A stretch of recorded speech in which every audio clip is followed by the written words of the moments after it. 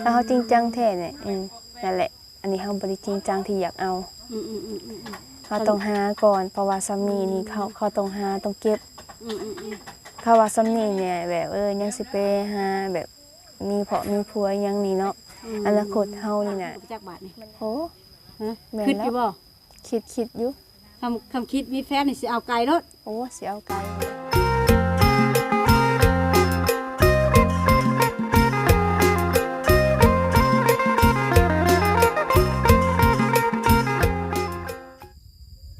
โดยกราบสบายดี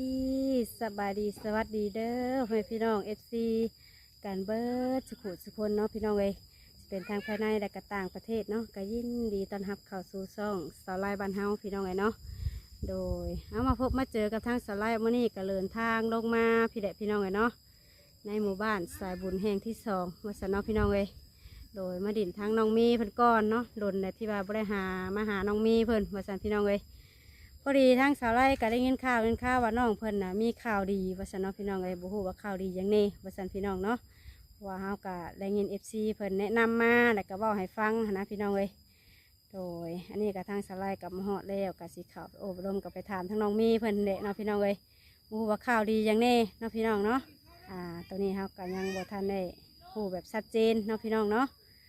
ตอนนี้ก็เฮาสิเข้าไปอบรมแล้วก็ไปถามทางน้องมีเพิ่นก่อนว่าเป็นที่เป็นสิ่งที่ทาง FC เพิ่นกล่าวมาบ่หรือว่าจังใดเนาะพี่น้องเนาะเฮาก็ยังบ่ทันได้ให้คำตอบเนาะตัวนี้พี่น้องเอ้ยเดี๋ยวตอนนี้ก็เดี๋ยวขับไปร่มแล้วก็ไปคุยกับทางน้องเพิ่นก่อนตอนนี้ก็มาฮอดจอดถึงเป็นที่เรียบร้อยพี่น้องเอ้ยก็ถือว่าโดนในละที่ว่าเฮาบ่ได้มาหาทางน้องเพิ่นก็ได้เนาะพี่น้องเนาะโดยก่อนอื่นก็ถ้าสไลด์ว่าผิดพลาดประการใดก็ต้องกราบขอโทษขออภัยทาง FC หลายๆเด้อเนาะพี่น้องเอ้ยโดยที่ว่าเว้าม่วนนวลหูเนาะพี่น้องเนาะจังใดกะสำหรับคลิปนี้กะไปอบรมไปดิ่นกับน้องเพิ่นก่อนเนาะพี่น้องเอ้ยโดยพี่น้องเนาะมื้อนี้กะมาทางหมู่บ้านน้องเมย์น้องเมย์เนาะโดยสบายดีน้องละเต้อเห็นแล้วไม่ได้เห็นแต่เฮิงโดยอยู่ดีมีแห้งอยู่บ่โดยอยู่ดีมีแห้งอยู่มีแห้งอยู่โดยมีแห้งคือจ่อยแท้จ้ะ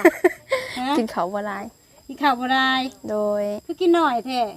กินหน่อยยันตุ้ยบ่เขากินหลายบ่ดีแล้วมันหับ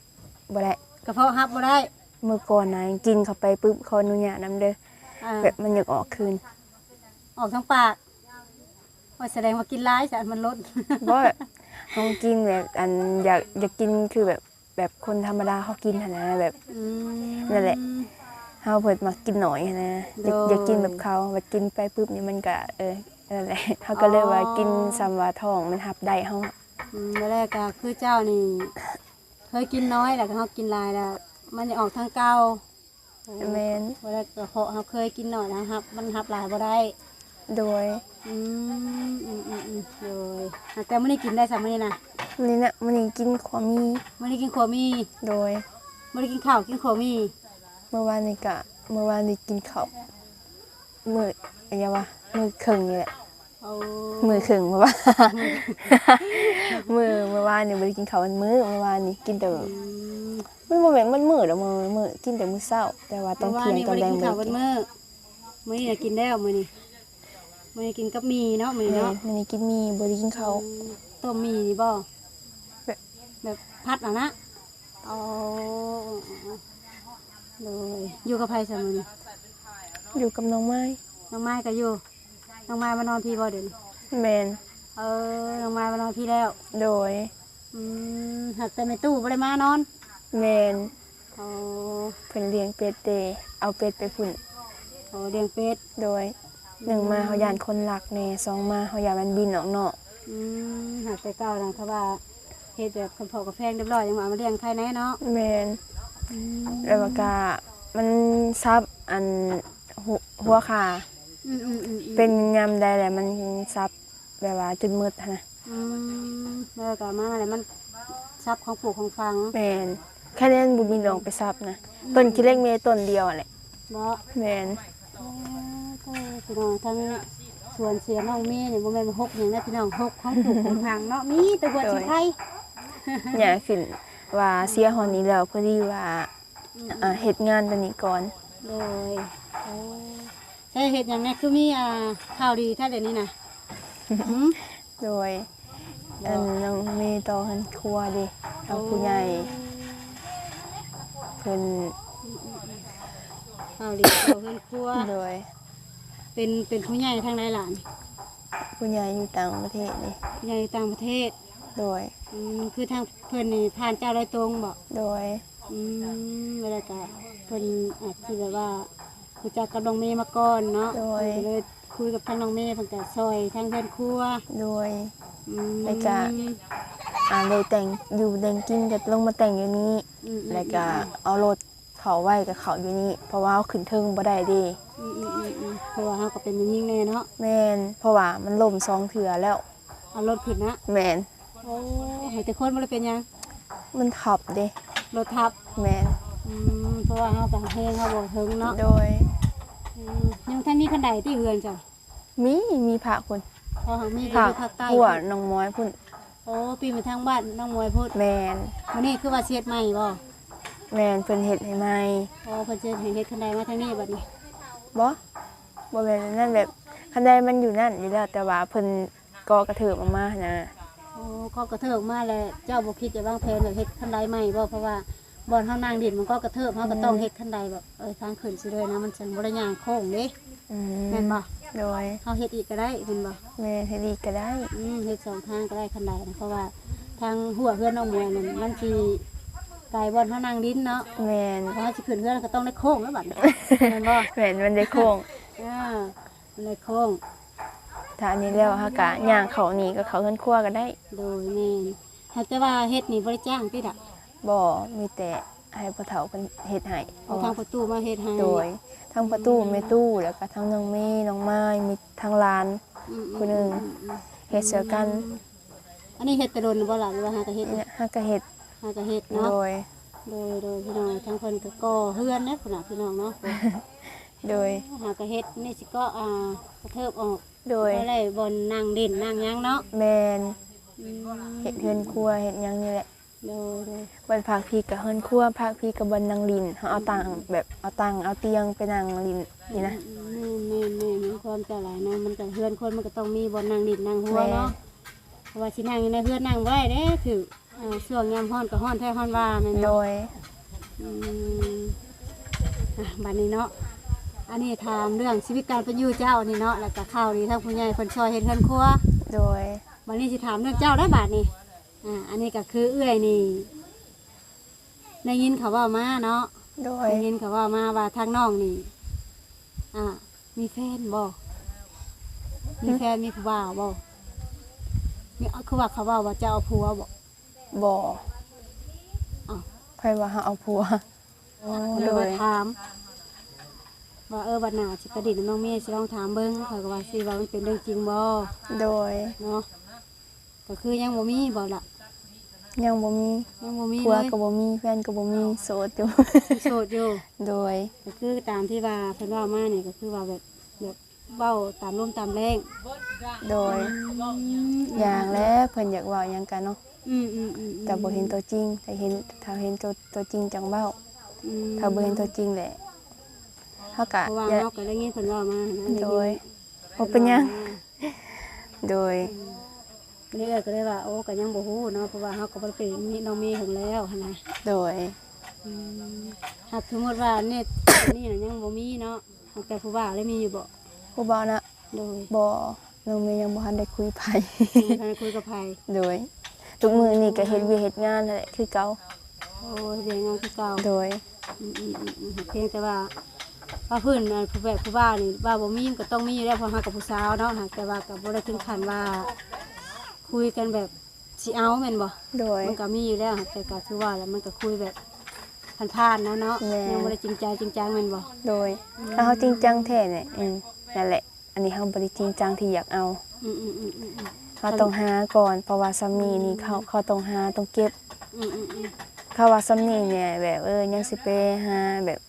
มีเพาะมีผัวอิหยังนี่เนาะอนาคตเฮานี่น่ะมันยังไกลเด้ วางที่เฮาแต่ว่าเฮายังบ่ทันได้ไล่สิ่งที่เฮาต้องการเนาะ แม่น เขาเฮามีครอบมีครัวมามันก็ต้องได้ใช้ได้หามันก็ต้อง แม่น ลำบากกับอีกกันเนาะ มันลำบากได้เพราะว่าซุมื้อนี้ก็ผู้บางคนก็เอาพวกขี้ม้าขี้ก้าวเนาะกินเหล้ากินเบียร์ค่ะ โดย บัดแล้วเขาเอาเฮาปึ๊บเฮามีลูกเนาะสมมุติเฮาสมมุติว่าเฮามีลูกแล้วเขารับบ่ได้นี่เขาป้าเฮาเป็นแม่ห้างบัดนี้นะ อืม คืออันเขตบ้านนอกเขาแหล้ว โดย น้องเมย์ก็บ่คิด อ๋อตอนนี้ยังไม่ทันคิดนั่นแหละเนาะ โดยต้องแบบตั้งใจหาเงินก่อนเพราะว่าน้องเมย์ก็เอารถออกมาแล้ว น้องเมย์ก็ต้องหาเพราะว่าน้องเมย์ก็คือแต่ได้รถ เรายังรถจักรนี้ แม่นเอาออกมาแล้วดิ อืม น้องเมย์ก็สุซนไปแล้ว ดู ดู แล แล้ว การที่ว่าเอารถออกมานี่คือหาเงินตอนนี้นั่นผ่อนรถบ่ แม่น งวดหนึงเท่าไหร่ล่ะ วันหนึงนะวันหนึงล้านหาแสน 40ปลาย อืมแบบคือรถจักรนี่คือซึ่งเจ้าไปอันเฮ็ดเองบ่หรือว่าผู้ใหญ่เพิ่นแนะนำนี่ว่าจังได๋ น้องเมย์ไปเฮ็ดเอง น้องเมย์เฮ็ดเอง โดย โอ้ยังว่ามีผู้ใหญ่ว่ามีผู้รักผู้ใหญ่เพิ่นซื้อให้แต่ผู้ใหญ่เพิ่นแนะนำให้ผ่อนก่อนนะบ่แม่นเนาะ บ่ คือเงินเจ้าเอง โดย จักเดือนได้ผ่อนมานี่ นั่นนะ โดย ได้2 เดือน 3 เดือนแล้วบ่2 เดือนนี่แหละ อ๋อหากเข้าไปถอครั้งแรกหรือเท่าใด ทอกครั้งแรกนี้ โดย ทอกครั้งแรกนี่3,000 3,000 บาท โดย หากแต่ถอกเป็นเดือนได้ใช่บัด ทอกเป็นเดือนนะทอกเป็นเดือนเดือนหนึงเดือนล้านปลาย นานไปเนาะโอ้แต่ซุมื้อนี้น้องเฮ็ดหยังซะ หึ ซุมื้อนี้เฮ็ดเวียกหยังนี่ ช่วงนี้นะ โดย เฮ็ดอันนี้แหละ มีแต่อยู่ในเฮือนเบิ่งประตูเฮ็ดเฮือนนี่ โดยถ้าเฮ็ดแล้วแหละเฮาก็ไปหาเฮ็ดเวียกเฮาอะแหละ เวียกหยังสิเจ้าเฮ็ด เฮาก็เฮ็ด YouTube ไปบางทีก็ แม่ แม่ น น แม่นบ่ ถ่ายคลิปบางทีก็ไปหาหน่อหมอกหน่อไม้ไปขาย โอ้ โดย คือไปเฮ็ดถ่ายคลิปถ่ายหยังก็ถ่ายน้ำเพื่อนน้ำชานตัวเอง โด ได้เนาะ ยแม่น เขาติดตามเท่าไรแล้วเดี๋ยวนี้ พันปลาย พันปลาย โดย เอาคลิปลงคู่มือบ่หรือว่าใด บางทีก็มือละคลิปบางทีก็มือ2คลิป เอาแล้วแต่ โดย ไปตามอารมณ์ บาง แท็กซี่เด็กผู้สาวคนโสดพี่น้องบ่มีบังคับบ่มีไผบังคับเนาะ โดย ไปตามอารมณ์ดีๆได้พี่น้อง แม่ เฮ็ด น ไปเฮ็ดแม่นบ่ แม่นเฮ็ดก็เฮ็ดอยากนอนก็นอน สบายแม่นบ่ โดยสบายก็บ่สบายแท้เลย เอา สบายหลายมันก็บ่มีเงินเก็บนะ สบายหลายก็สิบ่มีเงินเก็บเงินกินเด้เนาะ แม่น แมงมีก็ตอมแล้วพี่น้องเอ้ยถือว่ากินหอมแห้งแล้วผู้สาวนี่ จริงเลยอันนี้ก็ถามเบิ้งเนาะนางเนาะเพออยากได้ยินจากปากเจ้าเนาะเพราะว่า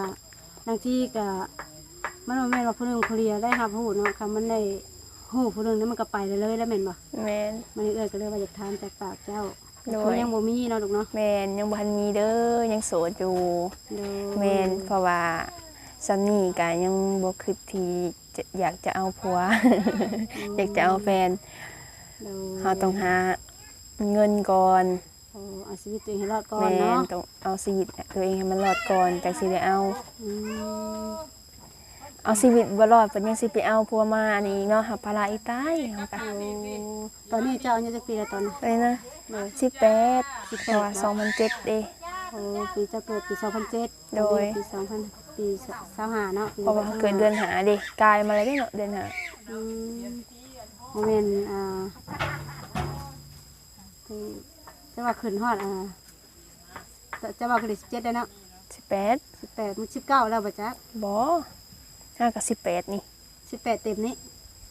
18ปลายแล้ว แม่นบ่ห้ากับเขา18 แล้ว18เต็มก็18เต็มเลยเขาว่าหาเขา18 ซะบ่ โดย ว่ามันเดือน5มันก็กลายไปได้แม่นบ่ แม่น นี่ก็เดือน6เดือน7นั่นเด้ โดย 18ปี2เดือน โดย เนาะน้องเพิ่นก็เป็นสาวแล้วว่าซั่นเนาะ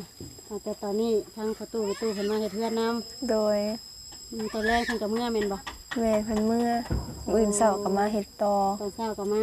โดย เที่ยวไปเที่ยวมา แม่น หาข้าวน้ำกินอยู่พี่แม่นบ่ โดย ตอนแรกก็หนึ่งเมื่อ โดย เออคือทางข้าวนี่ก็ผู้ใหญ่เพิ่นบ่ซื้อให้ละ แม่นผู้ใหญ่เพิ่นซื้อให้ อ๋อผู้ใหญ่เพิ่นซื้อให้เพิ่นซื้อเป็นสอบเลยแม่นบ่ แม่นเพิ่นซื้อเป็นสอบ โอ้สอบหนึ่งกลุ่มบ่ล่ะ คุ้มนะ จักเรือน นั่นน่ะ เลย เฮ้ยคุ้มรายเดือนเติบ อ๋อว่าง่ายๆก็เฉพาะครอบครัวเฮามันก็ครอบครัวบ่ใหญ่เนาะ โดย ข สิได้อยู่หรือว่าเดือนหนึงเดือนปลาย2เดือนแม่นบ่อย่างบ่ได้เนาะ น้องแม่นี่น่ะกินกับน้องไม้2คนก็ฮอดบ่ไกลหลายเดือนเด้อ เออแล้วนี่ก็คือทางประตูกับแม่ตู้แม่เทือนสิก็สิเปลือกไปอีกกันแน่เนาะมันก็สิบ่ได้รายเดือนคือน้องว้าบัดนี้เนาะ โดย เพราะว่าประตูแม่ตู้เพิ่นก็ต้องมากินน้ำเฮาอยู่แล้ว แม่น ว่าเพิ่นมาเฮ็ดเวียกอยู่เฮือนเฮาแม่นบ่ โดย อืม บางทีก็อันมาข้าวเหนียวเนาะ โดย เฮาหนึ่งบางทีเฮาก็ได้อุ่นกินข้าวเย็นคือเก่า อ๋อ กินบ่ค่อยอันกินบ่ค่อยหลาย อืมเป็นได้เดี๋ยวนี้ช่วงนี้คือว่าได้ยินข่าวอยู่ว่าทางน้องปูปลาเพิ่นเอาครัวมาได้ยินข่าวเลย บ่ เอาครัวหมู่เดียวกันรุ่นเดียวกันว่าบ่ได้ฮู้บ่ซะ หึบ่ได้ เออ เมื่อวานนี้ก็หาก็เห็นเพิ่นมาหลินนำนี่ เอาเมื่อวานเรามาดินเจ้าบ่ โดย อ๋อมื้อนี้บ่ได้มามื้อนี้เอาเรามาเราบ่ได้เว้าให้ฟังบ่ซะ บ่นะ อ๋อ บ่ได้เห็นเพิ่นมากับผัวนะ เอา FC เพิ่นถึงว่าน้องปูปลาเอาครัวซะ ยังว่าเด้อ อันนี้เรื่องของเจ้านี่ก็เป็น FC เนี่ยเว้าให้ฟังเนาะแล้วก็ อืม เรื่องของน้องปูปลากับ FC เพิ่นว่าน้องปูปลาเอาครัวเลยเด้อว่าไปถามแม่ว่าซั่นนะ โดย ก็คือกันพี่น้องเลยทาง โดย เจ้า FC แล้วก็ถามมานะน้อง โด ปู ย ปลาเอาครัวแล้วค่ะน้องปูปลาน้องแม่เอาครัวแล้วสินะประมาณนี้นะ โดย ก็คือยังบ่มีเจ้าเนาะ แม่นถ้าเอาผัวก็ได้แต่งดองคักแน่แหล้วไฟสิไปเอาสุรุ่ยสุร่าย โด สิ ย แต่งข้างใน โดยแม่นแล้วแหละ มีความเจ้ากับเอาลูกเอาผัวก็ต้องแต่งต้องไหวต้องขอเนาะ ก็เป็นฮิตของเฮาเลย ฮิตคองเจ้าอยู่พี่แบบไรนะ เอ๊ะ พูดอยู่บ่ฮิตคองทาง บ่ นี้ ฮู้คือกันนะเอาฮู้แต่แต่ง ยังพูดเป็นบ่ โดย บ่ฮู้ฮิตคองทางนี้เนาะเพราะว่าอันนี้บ้านนี่เจ้าหากันมาอยู่เลยเนาะอาจจะยังบ่ฮู้เป็นบ่ แม่ฮู้แต่อิหยังก็ควาย มีควายมี ตัว คำ บ่ นำบ่ หึ มีคำนำบ่ ยังว่าเด้อได้ยินแต่ว่าควายอันอิหยังตัวบักใหญ่แล้วเขาเจะว่า โอ้น่าเป็นยังเลย แต่งก็ไปแต่งอยู่หลัก10พู้นแหล้วอยู่บ้านเฮาพุ อ๋อคือไปแต่งอยู่รักชิปคือแต่งไก่แฮะ ก็แล้วเพราะว่าอันสมโนเฮาอยู่พุ่นเด้ โอ้ แต่งอยู่นี่บ่ได้แล้วเฮาแต่งเฮาก็ เจ้ายังบ่ได้ขึ้นสามโนกับบ้านนี้เนาะ แม่น เจ้ายังอยู่บ้านทั้งกับยายอยู่ทั้งพุ่นอยู่ โดย คำถึงว่าเจ้าลูกกับผัวก็ต้องไปแต่งอยู่พุ่น โดยถ้าเขาขอสมโนอยู่พี่เขาก็แต่งอยู่พี่ เออหากแต่คือคนว่าอย่างนั้นเนาะนางเนาะ โดย ในเมื่อเฮาอยู่พุ่นเนี่ยเฮามาอยู่เพื่อนอยู่พี่เฮายังบ่ทันยุกง่ายมาแม่นบ่ แม่น ในสมมติว่ายุกง่ายมาเลยเฮาก็ต้องเฮ็ดให้ถูกต้องตามกฎหมายเพิ่นเนาะ โดย คือเพิ่นเว้าเนี่ยคำว่ามีสามนุครัวแล้วก็สามคนเทือนแม่นบ่ แม่น อืม ไม่ได้ไปแจ้งก็เป็นลูกบ้านเพิ่น โอ้หากแต่ว่าเจ้านี่แจ้งแล้ว แม่น แจ้งเป็นลูกบ้านทาง แจ้งแล้ ใน ว บ้านในหยังเพิ่นพูดแล้วเนาะ โดย โอ้หากเพียงแต่ว่าเฮายังบ่ทันได้เฮ็ดใบสามโนให้ซื่อ โดย อืม เพิ่นก็บอกอยู่ว่า เพิ่นบอกอยู่บ่ โดย หากเพิ่นว่ายังสิเฮ็ดให้อยู่บ่ สมโนน่ะ โดย เพิ่นก็หาอยากยกใหญ่ก็เฮ็ดสมโน สามโนใหม่ โดย โอ้ มื้อน่ะไปรวม2เถื่อ บ่ดีใช่ละ รวมอยู่สภาบ้านนี่ดิ โอ้ บ้านมันสิงห์นี่เพิ่นหานี่เพิ่นมาฮอดบ้านพี่ ทางในบ้านเพิ่นบ่ โดย ทางในบ้านเพิ่นมาหามาคุยปรึกษาหารือลูกบ้านได้เนาะ โดย ว่าสิเอาจังใดให้ได้เนาะ แม่น พี่น้องเลยทางน้องอันนั่นเพิ่นว่าอยู่ใช้สายอยู่ในเฮือน แม่นเพิ่นอยู่ในเฮือนบ่แหละ บ่ได้ออกมาน้องพี่น้องเลยเอ้ยกับน้อง เพิ่นเจ็บหูเด้ อายุไรเดียวกันเนาะเป็นหยังก็เพิ่นเป็นหยังก็ หูเพิ่นอันนี้เด้จักเป็นหยังเพิ่นใส่ต่างเหล็กน่ะ อ๋อเจาะหูไหม ต่างเหล็กมันกินเด้ อ๋อต่างกัด แม่น บ่ถือกับต่างนั่นจะคือบ่หาต่างอย่างใส่ซะละ เฮาบ่ใส่เฮา อ๋ออะโตคือบ่ใส่ซะโตน่ะบ่มักบ่ บ่เฮาบ่มักใส่ต่าง โอ้ยเป็นแม่ยิงบัดบ่ใส่ต่างมันบ่งามเลยล่ะ ขนาดแต่งหน้าเฮายังบ่อยากซื้อแต่ง แต่งหน้าก็ยังแบบชูแต่งว่าอะไรสิมักซะ มักบ่มักก็ยะ อ้าวว่าไปอีกแล้ววันนี้เป็นผู้สาวอยากแต่งหน้าวันนี้ บ่ได้ตามไหนเฮาก็ทาตอนกลางคืนก็ทาครีม โอ้ทาธรรมดา ทาธรรมดาแต่ว่าอันผู้บางคนเขาแต่งหน้าสิออกไปใส่ก็แต่งอยู่เฮือนก็แต่งบ่ได้อันนี้นะ เลยว่าง่ายเจ้าเป็นคนเรียบง่าย แม่น อยู่แบบเรียบง่ายแบบ สาวบ้านนอกบ้านนา แม่น อืม ถ้าเป็นเมียฝรั่งนะเขาไปแต่งหน้าเลย ฮะ ถ้าเมียฝรั่งเขาไปแต่งหน้าเลย เป็นเมียฝรั่งบ่ได้แต่งหน้า โดย ป้า ก็ จ อี ว หลี อันการที่ว่าบ่แต่งหน้านี่จะว่าจักอันผมจักไฟฟันจะเป็นเมียฝรั่งเพิ่นก็บ่จักบาทนี่ โอ้ ฮะ แม่น คิด แล้ อ ว ยู่บ่ คิดอยู่ คำคิดมีแฟนนี่สิเอาไกลรถ โอ้สิเอาไกลหมดเลย อ๋อเติมไปตู้เซ็ตเจ้าบาทนี่ ข่อยบ่ได้มักแต่งหน้าแล้วข่อยพวกฝรั่งบ่ได้มักคนแต่งหน้าว่าซั่น เอ้า เซ็ตบาทไปตู้สิได้ร้านเคยอยู่เซ็ตฝรั่งบาท แฟน โอ้ย โอ้ยเว้าข่อยเว้าภาษาบ่ฮู้เรื่องให้น้องเมย์นะแปลซอยบาทนี่ โอ้ยยังแปลบ่เป็นโนโนโน ว่าน้องเมย์เป็นผู้สาวแล้วก็บ่มักแต่งหน้าบ่ว่าฝรั่งเขาบ่ได้มักผู้สาวแต่งหน้า บ่แฟนถ้าว่าเป็นแฟนนะเขาแต่งอยู่แต่เป็นเมียเขาไปแต่งนะ โอ้เป็นเมียน่ะบ่ได้แต่งคำว่าเป็นผู้สาวแต่งอยู่ แต่งอยู่ โอ้ยเนาะน้องเมย์ อ้าวคือสมมุติว่าอะไรเป็นแฟนกับฝรั่งนี่สิคุยภาษามันเป็นอยู่บ่ คุยบ่เป็นเขาเอาภาษาไว้เขาอยากกินข้าวเขาก็อยากกินน้ำ เอ้ยว่าภาษาฝรั่งบ่เป็นแต่ไฟฟันนี่มีแฟนเป็นฝรั่งบาดนี่ บางที บางทีเขาอยากเป็นนั่นบางทีเขาก็จูงแขนเขาไปแล้วเขาก็ โอ้ตีกันร่างการนะเฮงได้พี่น้อง โดย แต่ว่าทุกคนน่ะบางทีเขาก็มักเสียงหัวเฮาบางทีเขาบ่มักเสียงหัวเฮา อ๋อก็บ่เป็นหยังหลายเนาะมันก็อันเรื่องนี้มันก็สิให้ชอบผู้คนมันก็เป็นไปบ่ได้เนาะ โดย มันก็ต้องมีคนหักคนแพงคนสร้างแม่นบ่ โดย 100 คนพันคน100พ่อพันแม่เนาะ โดย มันบ่คือกันล่ะเอ้ย แม่น ผู้ลางคนก็มักเสียงหัวเจ้าผู้ลางคนก็บ่มัก โดย คือเอ้ยคือกันเอ้ยเว้านี่ก็ผู้ลางคนก็โอ๊ยบ่ชอบไม่อยากรู้บ่เป็นหยังเดินผ่านเนาะก็บ่ได้ติแม่นบ่ แม่น ขึ้นอยู่กับคนมักคนชอบ โดย เฮาสิไปบังคับแล้วก็ไปพิจารณากับเพิ่นได้ก็บ่ได้แล้วแต่เพิ่นสิคิดเนาะ แม่น บ่เป็นหยังเฮาเป็นตัวเฮาเองทั้งหลายเลย แม่นพาอย่างมาเฮาก็มา เพราะ ไป ว่า มักก็มักใครบ่มักก็บ่เป็นหยัง แม่น เฮาเว้านี่ก็เว้าเล่นว่าหัวว่าม่วนว่าซื่นเนาะล้นเห็นกันที่นึง โดย เว้าไปพี่น้องเอ้ยไป ดีใจแล้วเห็นหน้าสนวนสาลายมาลินน้ำเนาะ โดนบ่ได้เห็นกันเนาะ โดนแล้วตั้งแต่ผู้แหละไปกินสมอันเฮือนนกอุทัยพู้ ตั้งแต่รุ่นเจ้าไปเฮือนน้องอุทัยที่ว่าไปเอาหยังไปเอาสามโนเนาะตอนนั้นเนาะ แม่น ตั้งแต่กี้เพิ่นแหละพี่น้องบ่ได้เห็นน้องเมย์เพิ่น โดย อันนี้ก็เลยมาเยี่ยมคือว่าได้ยินข่าวดีต่อเติมเพื่อนต่อเติมซ่านนะก็เลยก็อยากแวะมาเยี่ยมเบิ่งหั้นนะ โดย โอ้ดีใจนำเด้อล่ะเด้อ โดย ได้บาดนี้ ความฝันเป็นจริง แม่น เนาะ โดย อื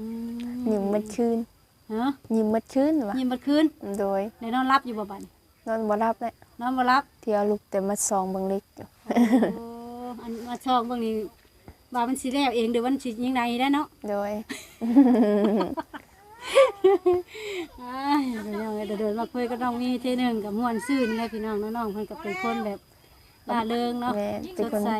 เป็นคนหมักหัวมักยิ้ม คนมักหัวมักม่วนมาสั่นเว้าแล้วก็หัวแล้วก็ยิ้มน้ำพี่น้องเนาะ แม่น มาแล้วก็ลุกมาซองมือยันเครื่องเฮีย โดย ก็นอนบ่รับพี่น้องเลยเพราะว่ามันก็เฮือนก็อย่างห่างกันอีกอย่างแถวนี้ก็คำได้คำมากกับเขาเพื่อนไปเพื่อนมันบอก แม่นออกบ่ได้เด้มันไกลเด้มันมีแต่ป่า เขาออกไปกับย่านเนาะ ย่านแล้ว นอนอยู่เพื่อนเนี่ยเคยมีแบบก๊อกอย่างนี้บอก บ่อะไร บ่มี ซื่อ เนาะบ่มี โด ห ย ยังมันบอก แม่น ปลอดภัยเนาะ แม่น อืม บ่มีหยังถ้าว่าเฮาไปเฮ็ดอีหยังบ่ดีมันก็มีแล้วเนาะ อ๋อ ไปหลักบ่นี่นั่นอันนี่ใครอยู่สาพี่น้องเลย โดย แต่รถจักรนี่ก็จอดไม่นอกว่ารถจักรเจ้า โดย เวลาขึ้นจังเฮือนเนาะรถจักรก็ซื้อใหม่ซัก แม่น รถเว็บไทยบ่ แม่นแล้วเว็บไทย อ๋อวันนี้ก็ เว็บ มี ร้ แต่ อย นั่นแหละอยู่เข้ามาใส่ตัวนี้ได้ก่อน โดย ทางเมียนทางข้างตัวประตูก่อนได้ก่อนเนาะยัง แม่ ใครในนั้นยังวางบังในมันบ่ โดย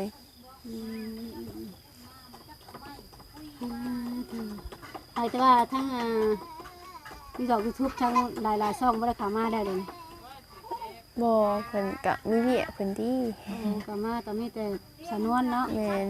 อืม ส่วนร้านน้องเมย์ก็บ่ค่อยอยู่เรือนบางทีก็ออกไปหาหน่อหมอหน่อไม้ไปหาของอยู่ของกิน โอ้ยังขายผักขายหญ้าคือเก่าเลยนี่กะ แม่นบางทีเฮาหาผักหาหยังเฮาก็ไปส่งอยู่ตลาด โอ้ส่งเอาบ่ได้นั่งขายบัดนี้ โดยบางทีก็นั่งขายยังนั่งขายก็นั่งอยากไปส่งให้เพิ่นก็ส่ง แล้วแต่ โดยแล้วแต่เฮาไปขายส่งเฮาก็ได้ในอยหนึง บ่เป็นปกหน่อไม้บ่ไว้ฮะ จังว่าเด้อ บ่ออกได้ดอกไม้จ้ะ ออกหลายแล้วหน่อไม้ ออก หน่อ หลา ไม้ ยเด้ เลี้ยงน้องแม่นตอนที่แม่บุญเพิ่นซื้อเอามาให้ปลูกเด้ อ๋อตะกี้พวก แม่น ผู้เด็กนี่ก็หนมากล้วยกับเครือหนึงพวก มันก็น้อยๆน้อยๆคือคน น้อยทุกคน โดย จังหน่อยมันก็ใหญ่จังหน่อยมันก็ตึง โดยตื่นแล้ว ไปลักออกอันนี้ว่ารถน่ะ โดย อันนี้ว่ารถซื้อน่ะ แม่น เออน้องอันนั้นเพิ่นน้องไม้เพิ่น บไดิล่าง มาเลยร่าง โดยหมักซีมันนี่แหละ มาสีหัวเขียวหัวเป็ดเนาะแม่น เขียวหัวเป็ดพี่น้องมีแต่ว่าไล่ได้กะดูแลเอาเนี่ยเด้อดีใจน้ำพี่น้องเลยทั้งน้องเพิ่นก็ถือว่ามีผู้รักผู้ใหญ่แบบซอยมาโดยตลอดเนาะ โดย ไปดูสงสาร แม่ยังก็ซื้อเพิ่นให้ หนูไม่บูฮูซื้อเพิ่น เพิ่นซอยมาบ่ได้ถามซื้อ บ่ เอาคุยกันจังไดแหละบัด ฮะ คุย มี กัน แต่ เนาะ แม่ แต่แม่ โดย หากแต่บ่ได้ถามซื้อเพิ่น บ่ อ๋อ แม่พอ โอ้หากแต่ว่าเป็นคนในหมู่บ้านเดียวกันเนาะ โดย ตอนนี้เพิ่นอยู่ไสอยู่ต่างประเทศ มันอยู่ต่างประเทศพุ่น เอาดีแล้วเนาะมีคนเบิ่งคนแย่งว่าเพิ่นเห็นคนบ้านเดียวกันลำบากเพิ่นก็ซอยว่าซั่นซะ โดย ตอนแรกข่าวยังบัดนี้กันเลยนี่ ตัวแรงนะ อืม ยังว่ามีแต่มาแข่งบักละลายนี่นะว่าสิเก็บหนึ่งจำแจว มาแข้ง โดย มาแข้งหนึ่งจำแจว โดย มาคมบ่ แท้ แซ่บ มาแข่งบ่ได้คมเด้มาแข่งหวาน แข้งหวานบ่ โดย เออพี่ใช้ต้นแข้งคือบ่เห็นมี นี่ใกล้ๆต้นขี้เหล็กไง โอ้นี่บ่ โดย พวกขี้เหล็กกะลายใบมันนะ เอาผักขี้เหล็กเป็นยังต้มแกงใส่อันนางเค็ม อยู่มีนางเข็ม ซื้อแล้วเว้ย โดยอ่ะเนาะว่าจำนี่มาเยี่ยมมายามก็เห็นเรื่องข่าวดีทั้งเพื่อนทั้งซ่านเนาะแล้วก็ โดย ทำที่เอ็กซ์เอฟซีหรือว่าทางคนเว่ามาเนาะมันก็เป็นความจริงเนาะ โดย ก็คือคำตอบจากปากน้องเมย์ชี้แจงบ่แม่นความจริงเด้อ สิ่งที่ว่ามาเนาะ แม่นสิ่งที่ว่ามาบ่แม่นความจริงเด้อบางที FC เนาะก็ว่าน้องเมย์มีผู้บ่ผู้บ่าวมีผัวอันนี้ก็บ่มีมันบ่แม่นความจริงโดยถ้ามีก็เห็นอยู่ดอกนี่นางใกล้ๆกันนี่ สิบ่ให้ไปใกล้แมันบ่ โดย โอ้เก่งๆพี่น้องเลยหากแต่ว่าคือจะเว่าที่ว่าฝรั่งมักคนผิวดำนี่ก็อันนี้ก็เว่าแบบ อันนี้ยังเว่าแบบผิวเขานี่มันคล้ายๆกัน โดย กับที่ฝรั่งเขามัก แม่น โอ้หาเจ้ามัน วางไว้ วางไว้ โดย หากเขาวางเป็นจริงก็ดีเนาะ เป็นจริงก็ดีคือกัน เคยวางอยู่ โดย หวังไว้อยู่ วางไว้ โดย แม่นคุยกันแล้วปะจ๊ะ คุยได้เฮาบ่ฮู้ ภาษาเขา แต่ก็บ่ฮู้เฟซเนาะถ้ามีเฟซแค่นี้หรอก เอาภาษาเขาก็บ่ฮู้อีก โดย เฮ็ดเขาก็บ่มีอีก คนแบบนี้เขาเอาก็เอาหมดแต่ว่า สมมติว่าอันคุยอันสมมติว่าความฝันเป็นจริงทำคุยภาษาเพิ่นนี่คอยมักเจ้าเลยหรือว่าไปได้ภาษาฝรั่งอ่ะ บ่ฮู้ ฮะ บ่ฮู้ เอ้าฮู้อะไรจึงคือว่าความฝันอยากได้แฟนเป็นฝรั่งอ่ะ คิดซื่อๆมีเงินเรียนภาษาฝรั่งเลย เฮียนอยู่ว่าภาษาฝรั่ง นั่นน่ะ อ่า บ่ได้เรียน บ่ได้เฮียนซับจบมละจบอะไรก็เจ้า จบมสองสิขึ้นมสามก็ เอายาก่อน โดย อืม แบบใดก็เอาแต่ว่าเฮาบ่คิดเรื่องความหักเลย อ๋อหากแต่ว่าถ้าพร้อมนี่แบบใดก็เอา แม่น หากแต่ตอนนี้น่ะยังบ่ทันได้คิดเนาะ คิดแต่เรื่องหาเงินนี่แหละ คิดอยากได้อยากมีได้กว่าตอนนี้ โดย ก็ครอบครัวเฮามีเฮาดีขึ้นถ้ามีคนมาคนฮักอะใครแน่เฮามีเบิดเลย แม่ เนาะ น อันนี้ก็เฮาหับภาระเด้แล้วหับภาระจ่ายค่าพอค่าไฟค่าเขาวค่าน้ำค่ารถเด้ยังสิเอาเขามาลำบากโอ้ย ยันเขาลำบากยันเขาอยู่ห้าบ่ได้ แม่น โอ้เอาบุรีบ่สาหลายคนหาซอยกันยังคักกว่านั้น จังได๋เขาสิเปล่าๆแล้วเฮาก็สิเป็นบ่ได้จะได้สิเป็นแม่ห้างอีก บ่เอาเด้ อยากเป็นไปห้าง แม่นบ่อยากเป็นแม่ห้าง ถึงจะเป็นไปห้างแต่มันก็บ่ได้เจิญคือตะพังเซเลยล่ะ โอ้ยถ้าเป็นแม่ห้างนี่มีแต่คนเว้าได้บ่ โอ้ว่าแรกก็บ่อยากเป็นที่ปากชาวบ้าน แม่น โอ้ ครับ ดีได้เนาะ เป็นแม่ห้างพัวปลาเนี่ยเขาเว้าเลยค่ะ เขาเว้าแท้ดีน่ะ เว้าแล้ว เสียหายเลย ถ้าเฮาสิเป็นแม่ห้างเฮายอมบวชอยู่วัดดีกว่า ยอมหมดเป็นซี่ ได้คักค่ะเด็กพี่น้องเอ้ยคุยกับน้องเมย์ยิ่งเว้ายิ่งยาว เด้อ โอเคพี่น้องอันนี้ก็เว้าลิ้นเว้าม่วนเว้าหัวเนาะนางเนาะ แม่แฮงว่าแฮงม่วน เนาะก็ถือว่าทางYouTube ก็ถือว่าผ่านไปด้วยดีแล้วล่ะเนาะ แม่นผ่านแล้ว ได้ครับเงินเดือนจักเทื่อแล้ว เฮ้ยยัง ยังบ่ โดยยังสิถามอ้ายนะมื้อก่อนนี่เพิ่นอยู่บรรทานนี่ โอ้ เพิ่นว่ายังถาใบยังก็คือเอิ้น เอา นะ ใบพินเอิ้น โดย อืม ถ้าเข้าว่ายังเหลืออีกเดือนหนึงถามเพิ่นแต่ต้นแล้ว อืมหากแต่เงินนี่ยังบ่ทันได้รับจักเดือน โดย หากแต่ยอดเงินที่ว่าเงินทาง YouTube เข้ามาโทรศัพท์นี่ก็ถือว่าพอรับผู้แล้วหากแต่ยังบ่ทันได้กดออกมายังบ่ทันได้เคยใช้ โดย โดยเป็นยังไงเนาะสู้ต่อไป โดย เป็นยังเนาะ สู้และสู้ สู้แต่ต้องมีผู้เดียวว่าจักอัน ๆโดยสู้พาน้องสู่ซนไปให้แล้ว โดยเนาะเฮ็ดได้เฉพาะแม่ก็ โดย เพิ่นบ่ได้อยู่กับเฮาเนาะ แม่นมีเฮามีรายเฮาก็ให้ไม่เขาพอได้ใส่ใจาย โอ้มีเฮาก็ยืนเพิ่น แม่น ผู้เพิ่นเลี้ยงเฮามาเนาะ แม่น ดีแล้วล่ะดีแล้วเนาะ แม่นโดย ว่าสามีแต่ว่าสิได้กระปะซะเนาะค่ำเลยพ่อยยาวพี่น้องเว้ากับน้องเมย์นี่โอ้ยพี่น้องบ่ได้จบจักเทื่อแล้วพี่น้องเอ้ย โดย ทางไปก็เว้าไปแล้วก็เพิ่นเนาะล่ะเนาะ โดย มีแต่มื้อหน้ามื้อหน้าสิแวะเข้ามาดิดอีกเด้อซะเด้อ โดย มีข่าวดีก็อย่าลืมส่งข่าวได้ให้ว่าอย่าให้เป็นขี้ปากชาวบ้านเด้ โดย เลยว่าสำหรับสบายดีก่อน โดยสบายดี โดยสบายดีน้องเมย์โดยปะสวัสดีพี่น้องเนาะมื้อนี้เฮากะโอ้ลมดิ่นกับทางน้องเมย์เพิ่นพูดคุยเรื่องทางเพื่อนทางซานเพิ่นนี่ที่ว่าได้ต่อเติมออกมาว่าซั่นเนาะพี่น้องเอ้ยโดยพูดคุยแบบโดนๆคนมาเห็นกันแหละพี่น้องเอ้ยเนาะว้าวแล้วกับเพิ่นว่าซั่นพี่น้องเอ้ยดีใจน้องเพิ่นเนาะทางเรือนก็ถือว่าต่อเติมออกมาห้องนึงว่าซั่นเนาะพี่น้องเนาะโดยเพิ่นก็เฮ็ดบนนั่งบนเสาพี่น้องเป็นทั้งผู้ใหญ่อยู่ต่างประเทศเนาะเพิ่นไปอยู่พุ่นว่าซั่นโดยจังใดก็ดีใจน้องเพิ่นสำหรับคลิปนี้ก็จะได้จบคลิปพี่น้องก็จะได้กลับก่อนบัดนี้พี่น้องเอ้ยโดยพอกันผู้ใดคลิปหน้าพี่น้องเอ้ยเนาะถ้าผิดพลาดประการใดก็ขอโทษขออภัยเด้อพี่น้องเด้อเนาะจังใดคลิปนี้ไปก่อนสบายดีเบัดจุกุสุขคนเด้อไปแล้วพี่น้อง